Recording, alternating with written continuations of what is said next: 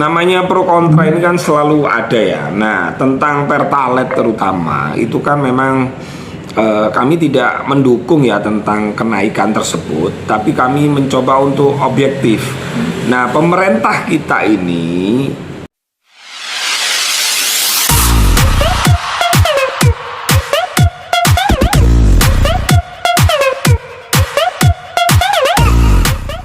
Tiga bawang dulu ya.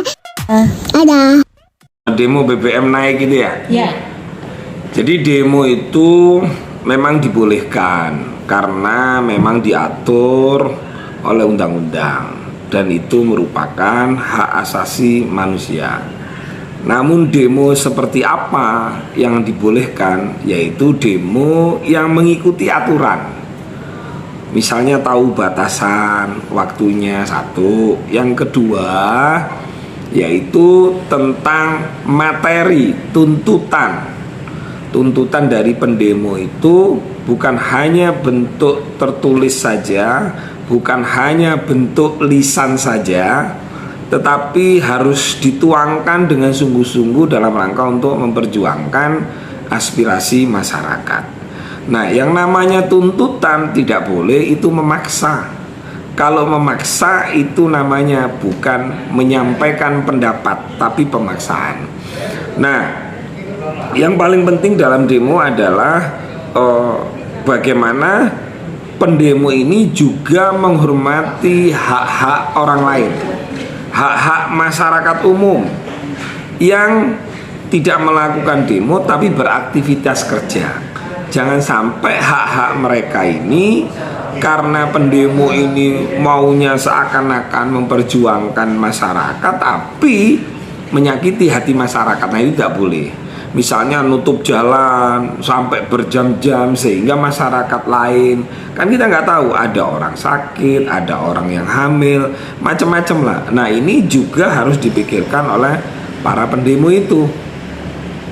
Tapi kan kenaikan BBM ini kan jadi pro kontra juga nih. Sampai pada akhirnya di-compare dengan negara lain gitu yang menurut tanggapan orang lain atau sebagian besarnya yang mungkin bisa dikatakan pro gitu ya Gus, mengatakan bahwa kenaikan harga BBM Rp10.000 itu hal yang wajar, masih dibilang murah dibanding negara lain. Tapi untuk yang kontranya mengatakan bahwa naik terus gitu, lalu dana anggaran ini kemana, terus utang kita tetap menumpuk gitu, utang negara lah gitu Gus. Akhirnya pro kontra itu terjadi ya, gitu. Namanya pro kontra ini kan selalu ada ya. Nah, tentang Pertalite terutama itu kan memang kami tidak mendukung ya tentang kenaikan tersebut, tapi kami mencoba untuk objektif. Nah, pemerintah kita ini juga memperhatikan masyarakat miskin, makanya ada bantuan, ada BLT, ada PKH, ada bantuan-bantuan lain ya. Saya tidak hafal soalnya saya tidak pernah dapat bantuan tersebut gitu loh.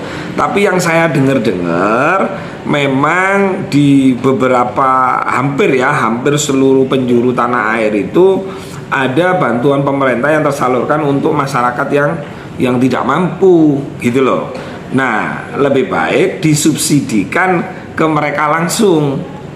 Nah, makanya kita dengan adanya naik Pertalite yang asalnya misalnya 7.600 menjadi 10.000. Nah, yang orang mampu ini tentu padahal di harga itu kan masih disubsidi sebenarnya. Nah, tentu misalnya yang nggak terima misalnya, ya silakan menyampaikan pendapat. Pendapat itu di mana? Di medsos bisa, di muka umum bisa. Tentu harus dengan cara-cara yang baik. Kuncinya adalah dengan cara-cara yang baik. Tujuannya apa? Karena kalau sampai ada kerusakan, ada fasilitas yang dirusak, ada hati orang lain, perasaan orang lain yang disakiti, maka eman gitu loh. Kegiatan yang harusnya positif menjadi hal-hal yang tidak produktif itu. Jadi demo dibolehkan karena memang itu dijamin dan itu merupakan hak asasi manusia, tapi harus tahu batasan-batasan mana yang dibolehkan, mana yang dilarang. Tapi menurut pandangan Gus tuh tentang demo di agama sendiri tuh gimana Gus? Iya, di agama diajarkan bahwa untuk menyampaikan pendapat ke pemerintah, maka gunakanlah dengan cara-cara yang berakhlak. Ibaratnya kita ini misalnya memohon kepada penentu kebijakan, maka harus dengan cara-cara yang baik, dengan cara-cara yang akhlak. Supaya apa? Supaya agar tuntutan daripada pendemo ini bisa ditampung dan bisa dijelaskan dengan baik. Nah, pemerintah jangan sampai lari dari tanggung jawab tersebut. Misalnya tidak mau menemui pendemo, nah itu juga tidak benar. Jadi pemerintah harus hadir, didengarkan kenapa ini naik, kemudian dijelaskan kalau memang ini naik, dana pemerintah ini disalurkan kemana, apakah tepat sasaran kepada orang yang tidak mampu, itu harus jelas, harus detail, sehingga itu bagian dari bentuk edukasi kepada masyarakat. Nah, ini paling penting. Nah, yang jaga ini kan polisi. Polisi itu memang disumpah oleh negara, yaitu untuk apa? Untuk menjaga ketertiban masyarakat. Jadi pendemo jangan sampai salah paham, jangan sampai menduga bahwa polisi itu musuh kita. Bukan. Polisi adalah tugasnya untuk mengamankan yang demo atau mengamankan yang tidak demo. Jadi bekerja samalah yang baik agar apa? Agar menyampaikan pendapat di muka umum itu bisa dilakukan dengan riang gembira, dengan aman, tidak ada anarkis, sehingga sampailah aspirasi tersebut dan bisa didengarkan pemerintah. Jadi terima kasih kepada TNI, Polri yang telah mengamankan pendemo. Jangan sampai Polri, TNI diserang.